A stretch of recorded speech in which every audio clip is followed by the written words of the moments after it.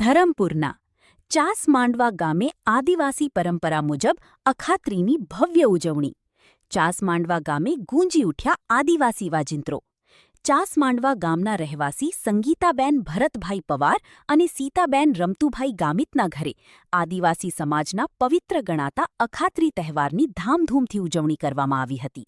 અખાત્રી જોવા લોકોના ટોળા ઉમટી પડ્યા. આ અવસરે આદિવાસી વાજિંત્રો અને વર્ષો જૂની પરંપરાગત રીતરિવાજો સાથે ભવ્ય ઉજવણી કરવામાં આવી.